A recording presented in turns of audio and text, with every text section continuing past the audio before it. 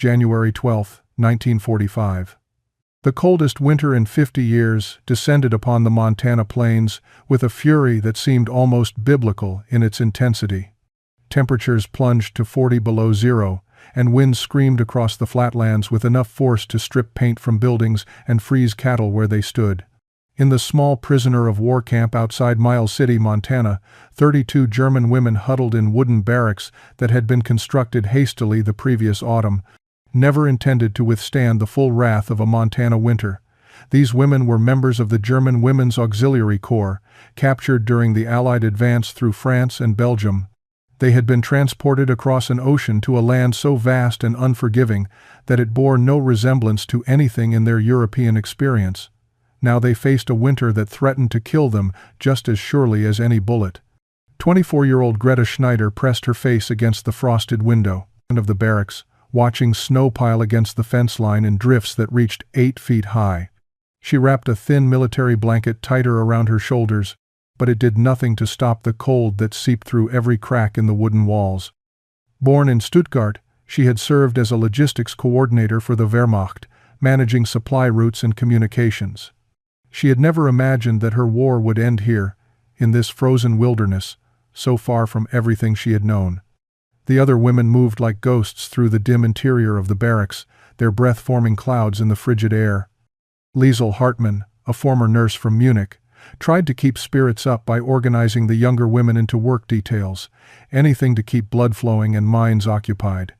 But even Liesel's determined optimism was wearing thin as the temperature continued to drop and their coal rations dwindled to almost nothing. Captain William Foster, the American officer in charge of the facility, had done his best to prepare for winter, but nothing could have prepared him for this. The camp had been established in late summer when the plains were still green and temperatures mild. The military had assured him that supply lines would remain open through winter, that coal shipments would arrive regularly, that the barracks would be adequate. All of those assurances now seemed like cruel jokes as he watched his prisoners slowly freeze. He had requested emergency supplies 2 weeks earlier, but the same blizzard that was killing his prisoners had closed every road and rail line within 200 miles. 3 miles from the camp, Eleanor Hayes stood in her ranch kitchen, staring out at the white wall of snow that had transformed her familiar landscape into an alien wasteland.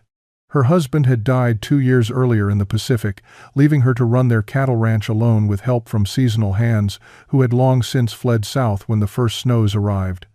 At 42 years old, she had weathered hard Montana winters before, but nothing like this. She knew every rancher within 50 miles was losing livestock, that the cold was claiming animals faster than anyone could save them.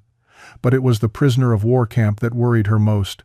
She had driven past it countless times, had seen the thin walls of those barracks, had noticed how exposed the facility was to the relentless wind.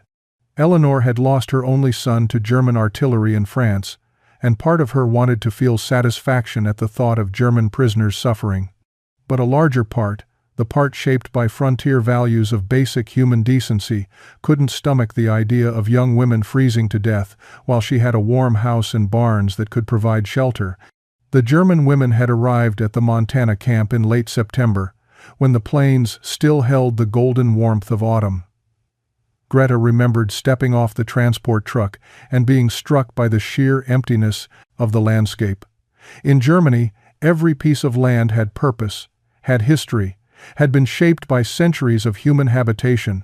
Here, the horizon stretched endlessly in all directions, with nothing but grass and sky. It had felt like being deposited on another planet. Those first weeks had been disorienting in ways that went beyond language barriers and military routines. The scale of everything overwhelmed them. The sky seemed impossibly vast, the distances between towns incomprehensible. Frieda Vogel, a former radio operator from Berlin, had stood at the fence line one evening and remarked that you could fit all of Stuttgart into the empty space between the camp and the distant mountains.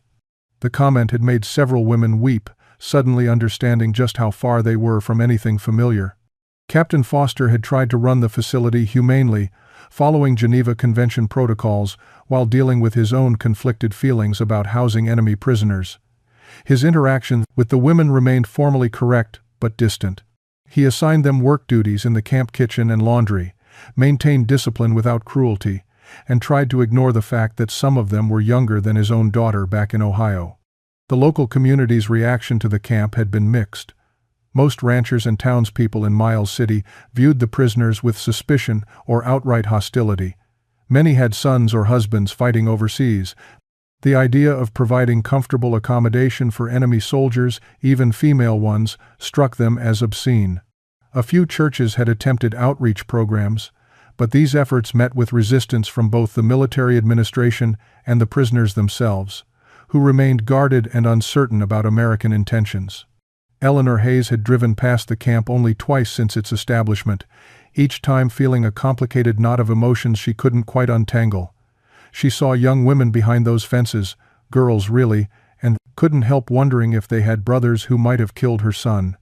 But she also saw how inadequately prepared the facility was for serious winter, and her practical rancher's mind cataloged all the ways those barracks would fail when temperatures dropped. She had mentioned her concerns to neighbors, but most dismissed them with cold satisfaction. "Let them freeze," Martha Brennan had said at the general store. "My nephew died at Normandy because of people like them." Eleanor hadn't argued, but the comment had sat uneasily in her conscience. It was Jacob Whitehorse who first articulated what Eleanor had been thinking, but hadn't said aloud. Jake was a trapper of Lakota heritage who worked the territory between the Yellowstone and Powder Rivers. He supplied furs and game to ranchers and townspeople existing on the margins of white society by choice and necessity. He had stopped by Eleanor's ranch in early December to deliver a winter's supply of rabbit pelts and venison. Over in her kitchen, he had mentioned seeing the prisoner camp during his travels. "Those barracks won't hold against a hard freeze," he had said quietly. "Woods too green, gaps too wide. They'll need help if the real cold comes." Eleanor had nodded, grateful that someone else had noticed. Jake understood survival in harsh conditions better than anyone she knew. His people had endured on these plains for generations before white settlers arrived. He viewed the land with a respect that went beyond ownership or national boundaries. To him, survival wasn't about politics or patriotism. It was about recognizing when living beings needed help to make it through winter. January 15th arrived with a blizzard that would be recorded in Montana history books as the Storm of 45.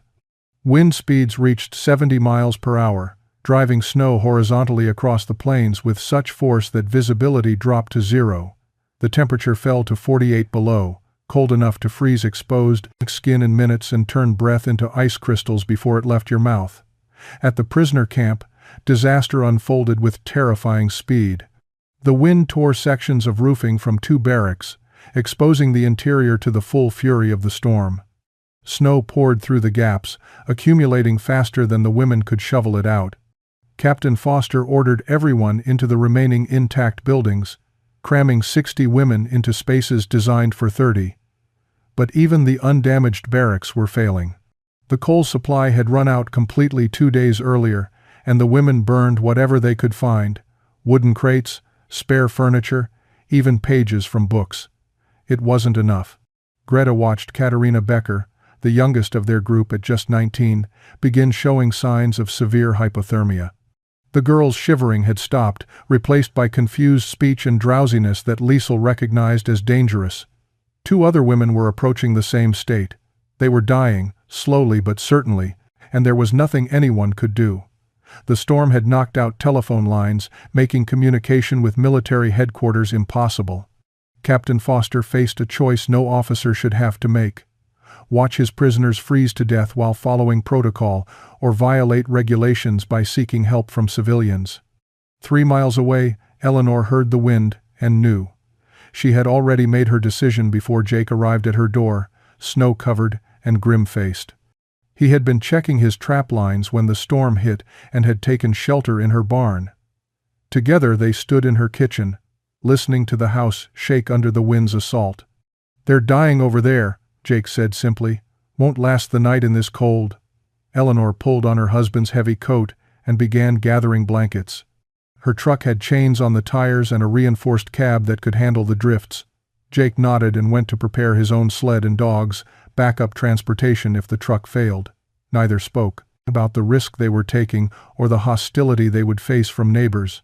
When they reached the camp, Captain Foster met them at the gate with an expression mixing relief and resignation.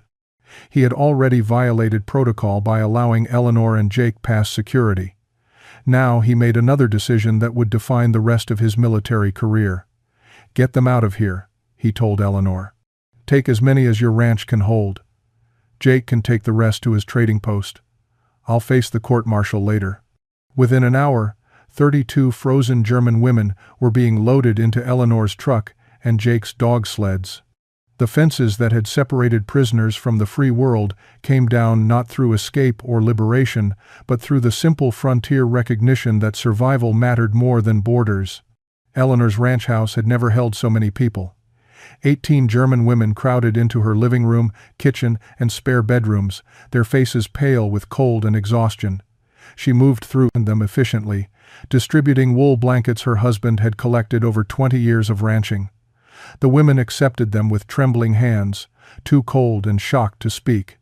Greta found herself seated near the wood stove in Eleanor's kitchen, holding a cup of coffee that burned her frozen fingers. She watched their reluctant hostess move with practiced competence, starting soup on the stove, checking women for frostbite, directing the healthier prisoners to help the weaker ones. There was no warmth in Eleanor's actions, no smiles or friendly words, but there was competence and determination that transcended personal feelings. This woman had decided they would not die, and she would make that decision reality through sheer force of will. Across the room, young Katerina was being tended by Liesel and Eleanor together. The girl's core temperature had dropped dangerously low, and they worked to warm her gradually, wrapping her in layers while Eleanor prepared warm broth. Greta noticed how Eleanor's hands moved with absolute certainty, no hesitation despite working alongside the enemy. It was the first time since capture that Greta had seen an American treat them as simply human beings in crisis rather than as prisoners requiring management. At Jake's trading post 5 miles north, the remaining 14 women experienced their own bewildering sanctuary. The post was a sturdy log structure built to withstand harsh winters, with a massive stone fireplace that Jake now stoked to roaring life. Frida Vogel sat closest to the flames, watching this quiet man who spoke little but moved with economy and purpose. Jake had hung beaver pelts over the windows to block drafts and was preparing a stew from dried venison and root vegetables. His dogs, magnificent animals bred for Arctic conditions, lay near the fire providing additional warmth. The women had been taught that Native Americans were savages, another piece of propaganda that reality was systematically dismantling. This man showed more practical kindness in 1 hour than they had experienced in months of captivity. As night fell, the storm continued its assault outside, but inside both sanctuaries, frozen women began to thaw. Eleanor served her simple soup without ceremony, ladling it into mismatched bowls and handing them out like a rancher feeding hired hands. No speeches, no requests for gratitude, just food and warmth provided because the alternative was death. At the trading post, Jake demonstrated how to wrap blankets for maximum heat retention, a skill his grandmother had taught him. He spoke in simple English, using hand gestures when words failed, treating the language barrier as a practical problem rather than an insurmountable obstacle. Greta finished her coffee and accepted a second cup from Eleanor. Their eyes met briefly, and something unspoken passed between them. Not friendship, not yet, but perhaps the beginning of understanding. Two women from different worlds, separated by language and war, connected by the fundamental human recognition that on a night this cold, shelter mattered more than hatred. The storm lasted 3 days, and during that time, necessity forced interaction that protocol never could. Eleanor's ranch operated on rhythms that didn't pause for blizzards or international conflict. Cattle needed tending, water lines required monitoring to prevent freezing, and firewood needed constant replenishment. The German women, recognizing that their survival depended on the ranch's functioning, began helping without being asked. Greta found herself following Eleanor to the barn on the second morning, struggling through waist-deep snow to reach the livestock. Eleanor showed her how to break ice on water troughs using an axe, how to distribute hay to cattle huddled against the barn walls, how to check animals for signs of frostbite. The work was brutally hard, and Greta's soft logistics officer's hands blistered within hours. But there was something clarifying about physical labor with immediate purpose. She wasn't a prisoner on work detail, she was simply another person helping to keep living things alive through winter. Liesl discovered that Eleanor kept an extensive medical kit, assembled over years of ranch emergencies where the nearest doctor was 50 miles away. The two women found themselves working side by side, treating frostbite cases among both prisoners and checking on Katerina's recovery. Liesl's nursing training and Eleanor's frontier practical knowledge complemented each other perfectly. They communicated through gestures and simple words, but their shared understanding of healing created a language beyond vocabulary. At the trading post, Jake was teaching his group of women the skills his people had perfected over generations. He showed them how to layer clothing for maximum warmth, how to read weather signs in the sky, how to move through deep snow without exhausting yourself. Frida, who had grown up in Berlin's urban landscape, found herself fascinated by knowledge she had never imagined needing. Jake demonstrated how to start fires in impossible conditions, how to purify snow for drinking water, how to recognize which plants remained edible through winter. On the third evening, as the storm finally began to subside, Eleanor did something unexpected. She brought out her husband's photograph from the mantel and showed it to the women gathered in her living room. "His name was David," she said quietly. "He died at Guadalcanal." The women fell silent, understanding the weight of what she was revealing. Here was a woman who had every reason to hate them, who had lost her partner to a war their country had helped start, yet she had risked everything to save their lives. Greta stood slowly and retrieved her own small photo, carried through capture and imprisonment. "My brother," she said in careful English. "Karl, he died in Russia." She didn't know if Eleanor understood all the words, but the meaning was clear. They were all caught in the same machinery of war, all losing people they loved to decisions made far above their heads. Eleanor took the photo, studied it for a long moment, then handed it back with a single nod. That night, the barriers between captor and captive, enemy and ally, began eroding like snow under spring sun. 2 weeks passed before military authorities could re-establish contact with the camp. Captain Foster had managed to get word through a ham radio operator that his prisoners were safe but dispersed to civilian locations. The response from headquarters was predictably bureaucratic and angry, but Foster had made peace with his decision. He spent those weeks living in the one remaining intact barracks, documenting everything in meticulous reports that would either save or end his career. At Eleanor's ranch, the forced proximity had transformed into something resembling community. The women had established routines that made the crowded quarters more manageable. Mornings began with Greta and 3 others helping Eleanor with livestock. Afternoons were spent maintaining the house, mending clothes, and preparing meals from Eleanor's dwindling pantry supplies. Evenings gathered everyone around the fireplace, where Eleanor began teaching basic English, while the women taught her German phrases in return. Eleanor found herself thinking of these women less as prisoners and more as displaced persons who happened to speak a different language. She watched Liesl's gentle competence with the younger women, saw how Greta naturally took on leadership responsibilities without asserting dominance, noticed Katerina's shy smile returning as she recovered her strength. They reminded her painfully of the church groups and quilting circles she had been part of before the war, before loss had made her withdraw from community. One afternoon, Eleanor pulled out her daughter's old clothes from storage. Sarah had moved to Seattle for war work 3 years earlier, and these dresses had been waiting in a trunk ever since. She handed them to the women without ceremony, watching as they traded their worn auxiliary uniforms for cotton dresses that fit imperfectly but offered dignity their prison clothes had stripped away. Greta accepted a blue dress that had probably belonged to a girl 10 years younger, but she put it on with reverence, running her hands over fabric that smelled of cedar and lavender instead of barracks and defeat.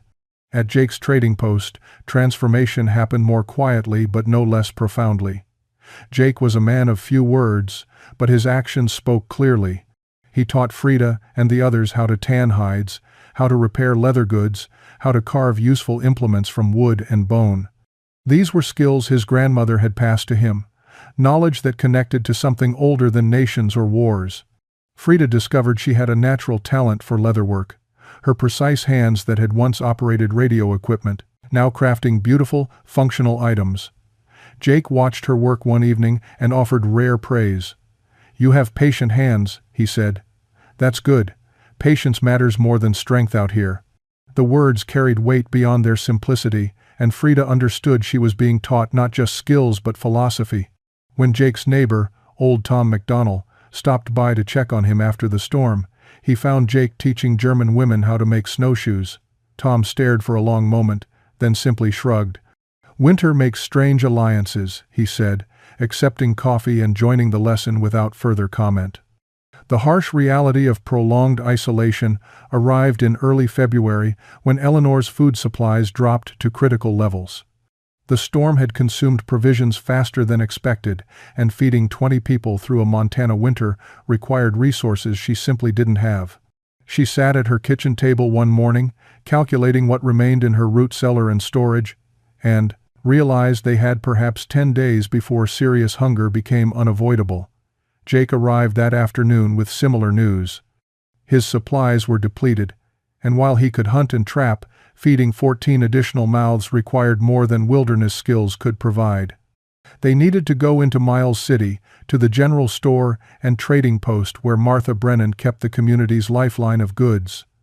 Both knew what that meant. The town had to know about the German women by now. Captain Foster would have reported their locations when he re-established contact, but knowing abstractly that prisoners were sheltering with locals was different from seeing enemy women walking freely through American streets. Eleanor made the decision quickly. She would take Greta, Liesel, and Katerina with her.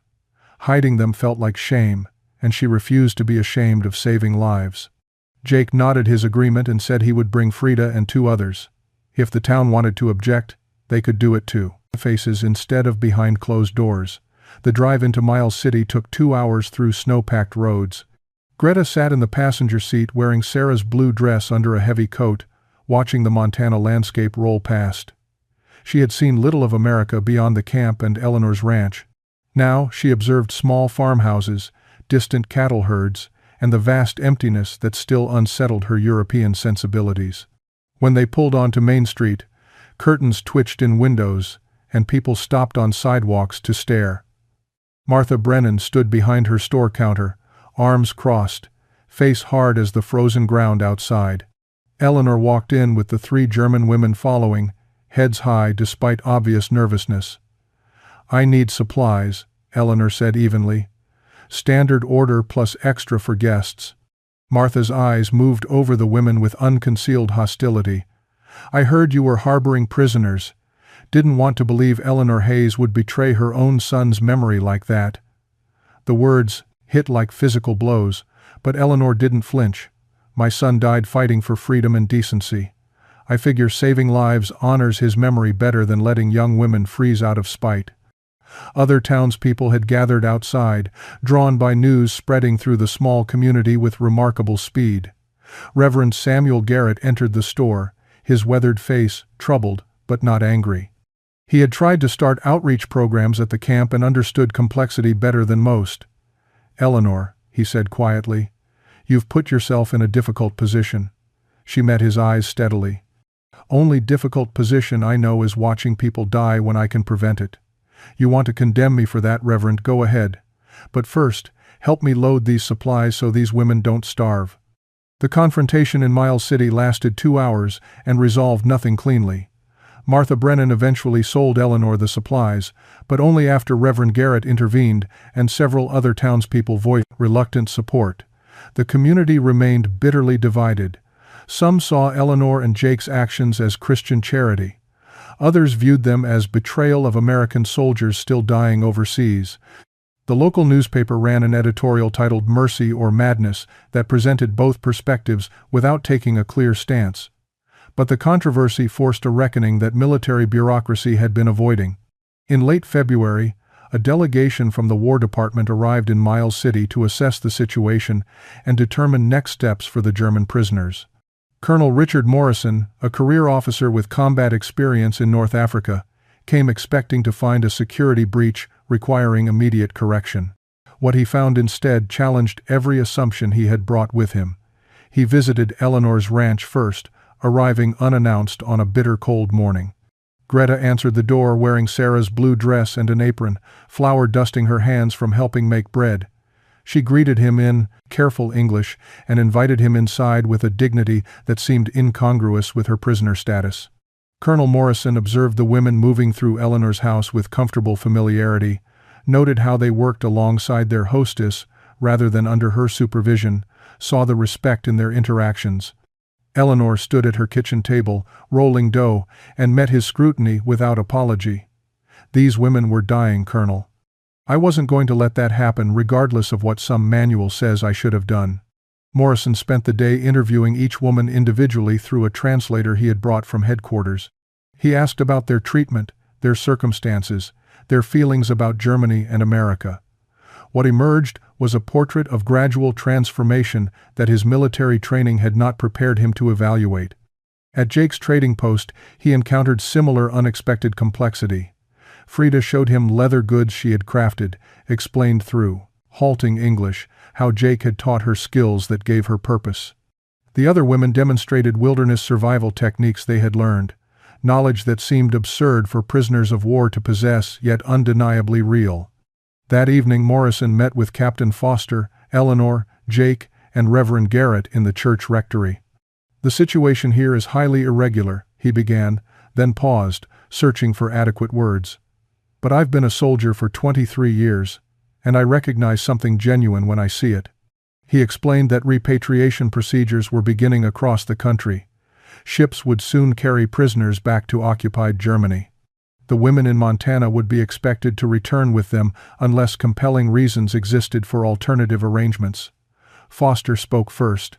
"These women have formed bonds with this community.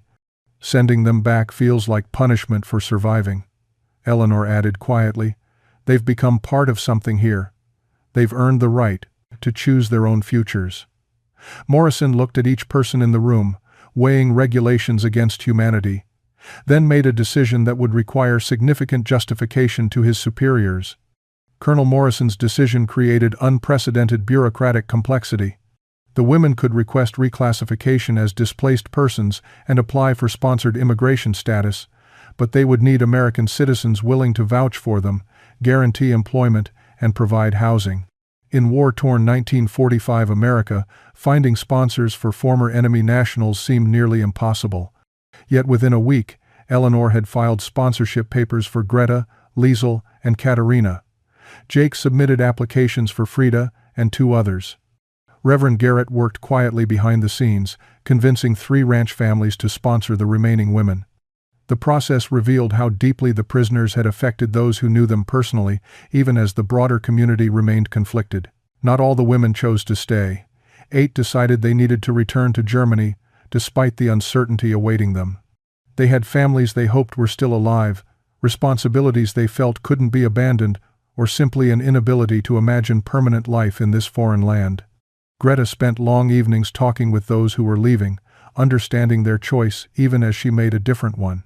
She had received word through the Red Cross that her parents and brother Karl had all died in the bombing of Stuttgart. Germany held only graves for her now. The woman who departed carried letters from those staying, messages of gratitude, and stories about American kindness that they promised to share. They understood they were becoming ambassadors of an impossible reconciliation, living proof that enemies could become something else when treated with basic human dignity. On a cold March morning, the departing women boarded a military transport that would take them to New York, then to ships bound for Europe. Eleanor stood with Greta watching them go, both women silent with complicated emotions. Those who remained faced the daunting task of building lives from nothing.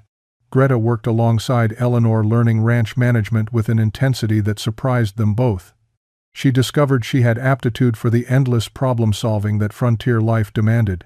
Eleanor, initially reluctant to admit she needed help, began teaching Greta not just skills but the philosophy of ranching: patience, adaptability, and respect for land that would kill you if you stopped paying attention. Liesel found work at Miles City's small hospital, where her nursing skills quickly made her indispensable. Dr. Hayes, the town physician, recognized competence regardless of accent. Within months, She had become essential to medical care in a region chronically short of trained personnel. Her gentle manner with patients slowly softened even skeptical townspeople. Frida remained with Jake, learning trapping and trading while developing leatherwork into a small business.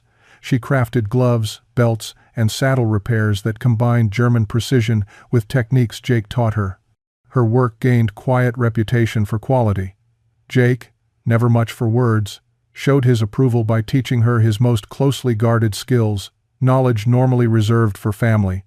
By summer, the women had begun the slow process of belonging. They attended church services where some congregants welcomed them and others turned away. They shopped in stores where merchants served them with varying degrees of warmth. 20 years later, Greta Schneider-Hayes stood on the porch of the ranch she now owned, watching spring storms roll across the Montana plains.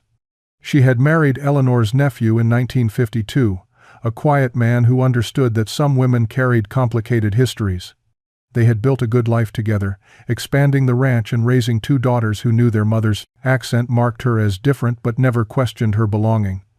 Eleanor had passed away 5 years earlier, leaving the ranch to Greta with a simple note that said, "You saved this place as much as I saved you." The words had made Greta weep for days, understanding the profound truth they contained. She hadn't just survived that terrible winter of '45. She had been transformed by it, remade into someone who belonged to this harsh and honest land. The other women who had stayed had found their own paths to belonging. Liesel had become head nurse at the hospital, training a generation of medical professionals in rural Montana. She never married, dedicating herself instead to healing as a form of ongoing redemption. Her patients knew her simply as Nurse Hartman, the woman who would drive through blizzards to reach anyone in need. Frida had married Tom McDonald's son and taken over Jake's trading post when age finally slowed the old trapper. She had become a bridge between the McDonald, Lakota community and white ranchers, respected by both for her fairness and skill. Her leatherwork was now sought across 3 states, each piece carrying the mark of 2 traditions merged into something new. The women who had returned to Germany had written faithfully over the years. Their letters described the long struggle of rebuilding a devastated nation, but also spoke of how their experience in Montana had given them hope during the darkest times. They had carried stories of American kindness back to Germany, small seeds of reconciliation that grew slowly but steadily in the ruins of war. In 1965, the German government invited Greta to speak at a conference on German-American relations. She stood before diplomats and scholars in Bonn and told them about a winter when she should have died but didn't, because a ranch wife and a trapper valued human life above national allegiance. She spoke about Eleanor, who had lost her son to war but refused to let that loss poison her into cruelty. She described Jake, who had taught her that belonging to land mattered more than belonging to nations. Most importantly, she told them about choice. That terrible winter had stripped away everything comfortable and familiar, forcing her to decide who she wanted to become, rather than accepting who circumstance had made her. She had chosen to stay, to learn, to build something new from the ruins of her old identity. The coldest winter of her life had taught her what home truly meant. Not the place you came from, but the place that challenged you to become better than you were, the place where people saw your worst self and offered you the chance to discover your best. Montana, with its brutal honesty and unexpected kindness, had given her that chance. She had spent 20 years earning the right to call it home,